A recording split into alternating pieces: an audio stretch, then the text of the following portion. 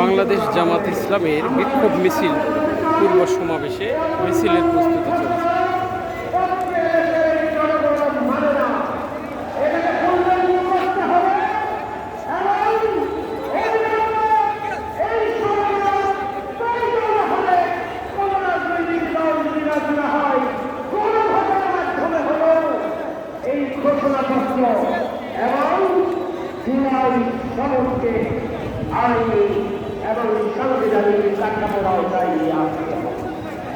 বিজয়নগর পানির ট্যাঙ্কের পাশে ঐক্যমত্য কমিশন মিটিং করছেন, খাওয়া দাওয়া করছেন। আপনারা একের পর এক মিটিং সিটিং প্রেস কনফারেন্স চালিয়ে যাচ্ছেন। জুলাই সনদের জন্য এখন পর্যন্ত আমরা বুঝতে পারছি না আবারও একটি রাজনৈতিক দলের নোট অফ ডিসেন্টের আনুগত্য করবেন, দেশের 18 কোটি মানুষের আনুগত্য করবেন। জুলাই সনদের আইনি ভিত্তি আপনারা দিতে পারছেন কিনা তা এই জন্য অল্প ভালো আমরা আজকের এই সমাবেশ থেকে শুয়েছিলাম সারাদিন, আমরা স্পষ্ট বলতে চাই, জুলাই দেখে কি ভালো লাগে বাসায়। আপনাদেরকে আইনি কাঠামো দিতে হবে, প্রয়োজন হলে গণভোট দিতে হবে, প্রয়োজন হলে আপনারা এদেশের জনগণের ম্যান্ডেট নিয়ে জুলাই সনদের আইনি ভিত্তি নিশ্চিত করবেন। কোন বিশেষ রাজনৈতিক দলের আপনি খালি আমার ফলো করবেন। যদি করেন তাহলে আপনারা আন্দোলন দেখেছেন বৃষ্টিতে ভিজে জামাত ইসলামের প্রোগ্রাম পালন করা যায়।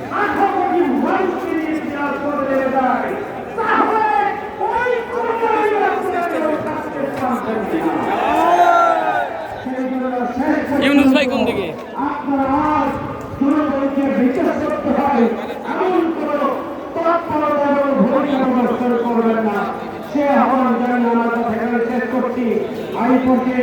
আপনাদের সামনে বক্তব্য রাখছেন। এরপরকে আপনাদের সামনে প্রধান অতিথি বক্তব্য রাখবেন। প্রধান অতিথি বক্তব্যের পূর্বে একটি কথা বলতে চাই যে আমাদের মিছিল নাইটাঙ্গেল হয়ে আমরা কাকরাইল মোড় হয়ে কাকরাইল মসজিদের এদিক দিয়ে আমরা মৎস্য ভবন হয়ে শাহবাগের দিকে আমাদের মিছিল এগিয়ে যাবে। আমি শুরু থেকে শেষ পর্যন্ত প্রধান অতিথির বক্তব্যের পরে সর্বস্তরের জনশক্তি এবং শৃঙ্খলার দায়িত্বে যারা নিয়োজিত রয়েছেন নিজ নিজ দায়িত্ব সুচারুরূপে পালনের মধ্য দিয়ে একটি সুশৃঙ্খল মিছিল আমরা উপহার দেব ইনশাআল্লাহ। সংগ্রামী ভাই বন্ধুগণ, আজকের এই ঐতিহাসিক বিক্ষোভ মিছিল পূর্ব সমাবেশে এ পর্যায়ে প্রধান অতিথির বক্তব্য রাখছেন বাংলাদেশ জামাত ইসলামী সম্মানিত নায়েব আমির, বাংলাদেশ ইসলামী ছাত্র শিবিরের সাবেক কেন্দ্রীয় সভাপতি, সাবেক এমপি, সংগ্রামী জননেতা ডাক্তার সৈয়দ আব্দুল্লাহ মোহাম্মদ তাহের। ডাক্তার সৈয়দ আব্দুল্লাহ মোহাম্মদ তাহের।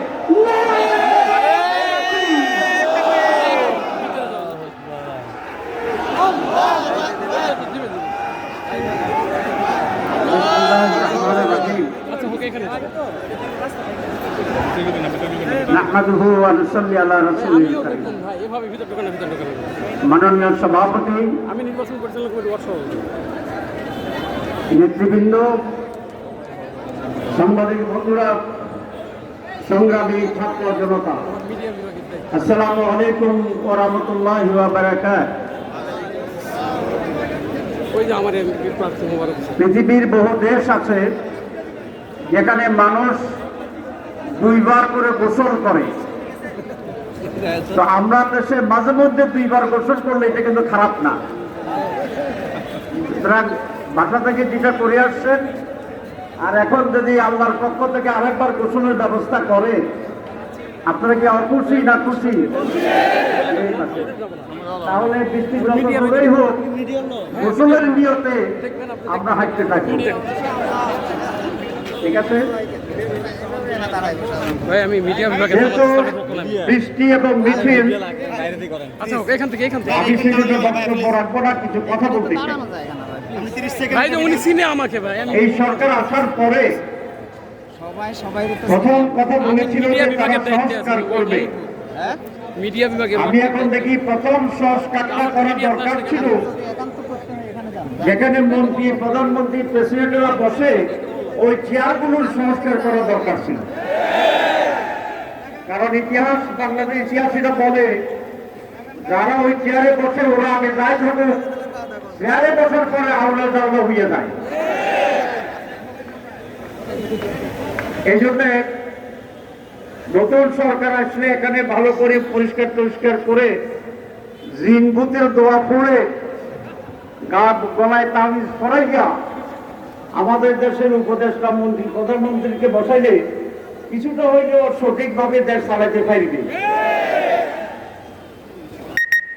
কি বলেন? এদেশের মানুষ 54 বছরে কোন নির্বাচনে দেখে নাই। এবার মানুষ আশা করে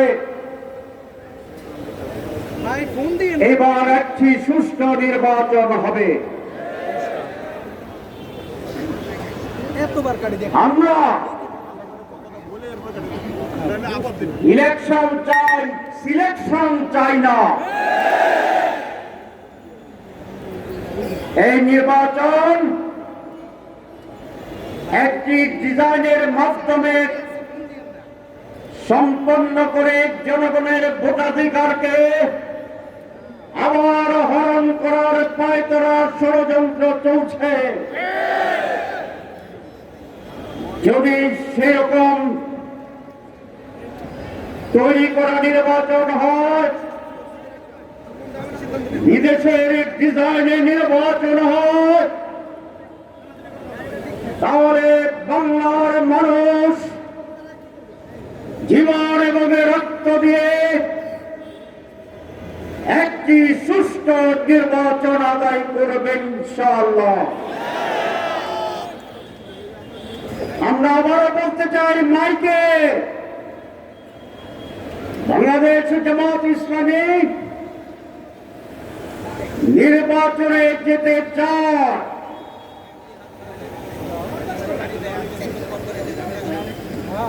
কিন্তু তার আগে সুষ্ঠু নির্বাচন হওয়ার বিষয়গুলো জনসমক্ষে উদ্ভাসিত হতে হবে, পরিষ্কার হতে হবে, আনন্দমুখর পরিবেশ তৈরি করতে হবে। সরকার যেই ঘোষণাপত্র দিয়েছে, একটি মাত্র দল অভিনন্দন জানিয়েছে, বাকি সকলে ইতিবাচক বলে বলেছে যদি এটা করা হয়, যদি ওইটা করা হয়, যদি দুইটা করা হয়, তাহলে মেজরিটি দল শর্তহীন ভাবে এই ঘোষণাকে গ্রহণ করে না। নির্বাচনে আমরা বলেছি সুষ্ঠু নির্বাচনের জন্য সংস্কার জরুরি। সরকার বলেছে, প্রধান উপদেষ্টা বলেছেন, মাসের পর মাস সংস্কার কমিশন করে আমাদের প্রচুর সময় নিয়েছেন, ব্রেনস্টর্মিং হয়েছে। সব কিছুতে ঐক্যমত্য হওয়ার পরে তারা বলছেন এটার কোন আইনি ভিত্তি নাই। তাহলে আইনি ভিত্তি যদি না থাকে তাহলে সংস্কার কি হয়েছে? ইমামের 3 অংশ, মুখে উচ্চারণ, মনে মনে বিশ্বাস এবং কর্মে বাস্তবায়ন। সংস্কারের 3 অংশ, ঐকমত্য পোষণ, আইনি মর্যাদা প্রদান এবং সেটাকে কার্যকর করণ। আমাদের সরকার মুখে স্বীকার করছে, আর 2টা করে না। ইমান আনছে, সংস্কার হয়েছে। আপনি বলছেন সংস্কার জরুরি, এখন সংস্কার ছাড়া আপনি কি করতে চান?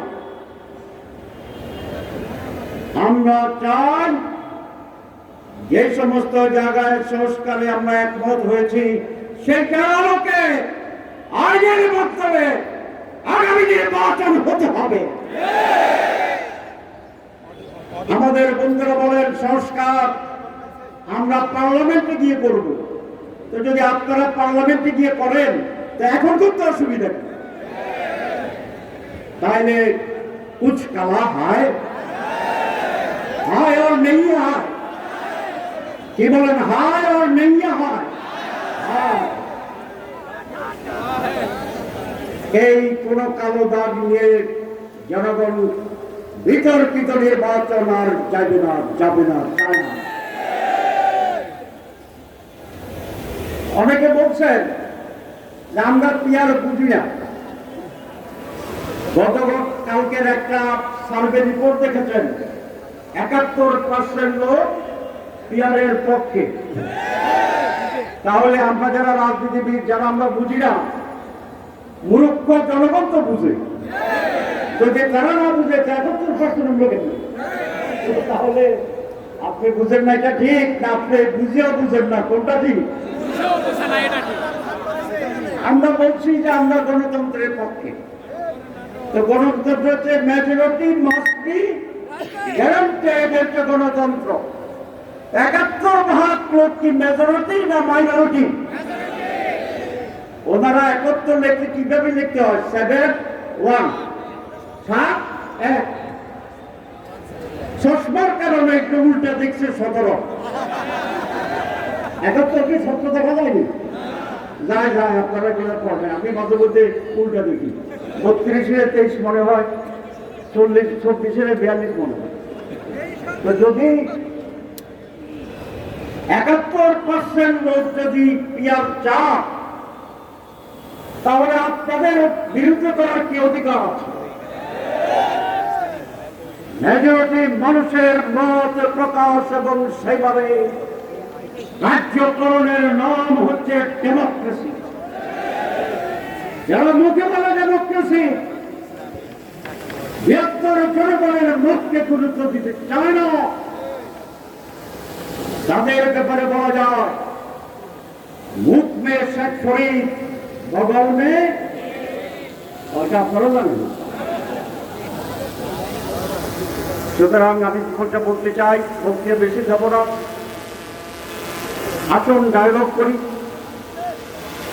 সরকারকে আহ্বান জানাবো রাজনৈতিক দলগুলোর সাথে ডায়লগে বসেন।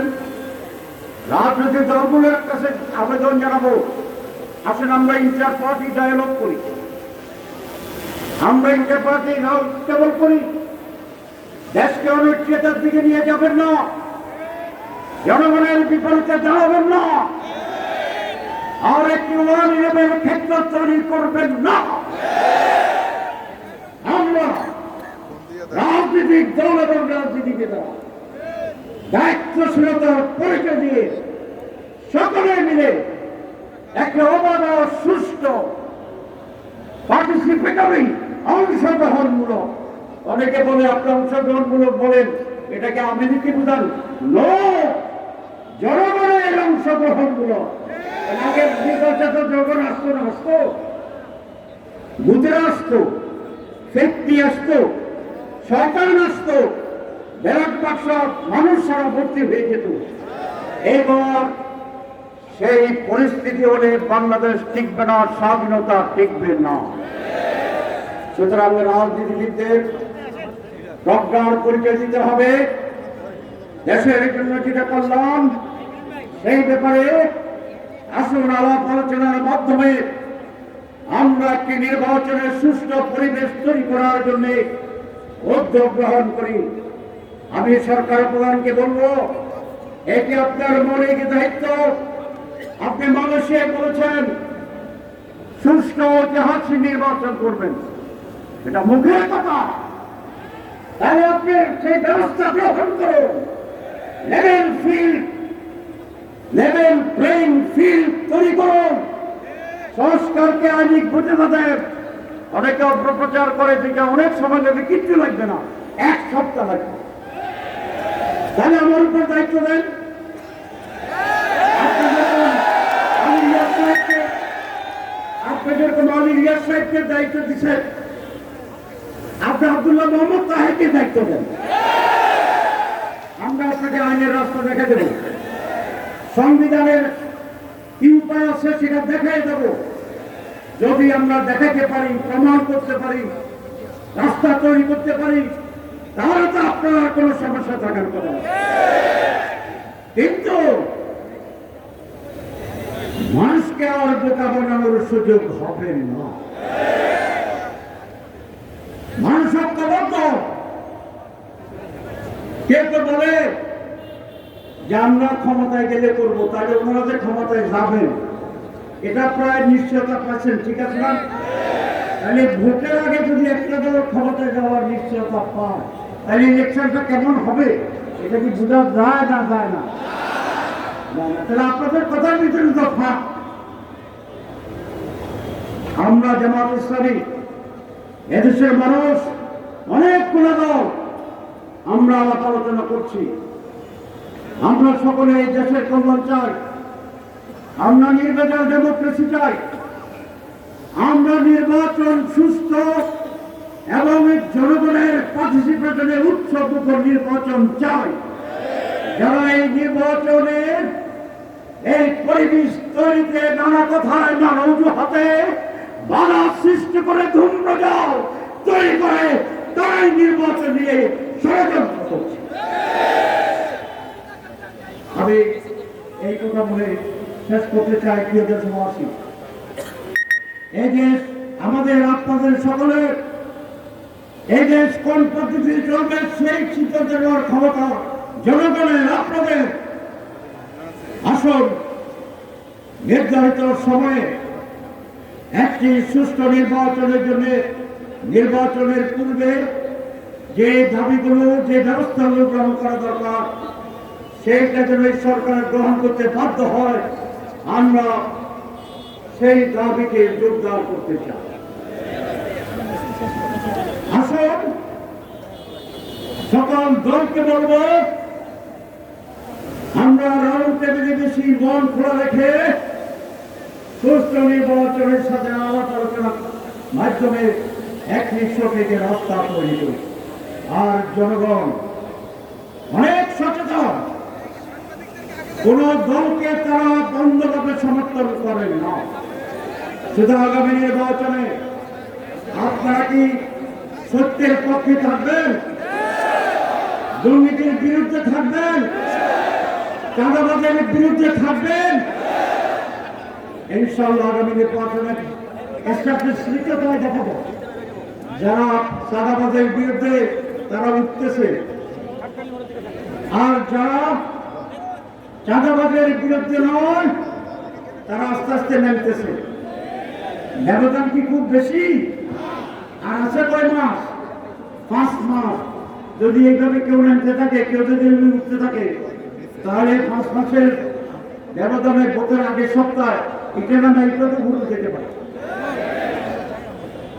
ইনশাআল্লাহ এদেশের মানুষ যেমনি হাসিনাকে দাঁড়িয়েছে, স্বৈরাচারকে পতন ঘটিয়েছে, তারা দুর্নীতিমুক্ত ডেমোক্রেটিক জনগণের অধিকার সম্পন্ন একটি বাংলাদেশ গড়ে তোলার জন্য ঐতিহাসিক ভূমিকা পালন করবে আগামী নির্বাচনে। সবাইকে ধন্যবাদ।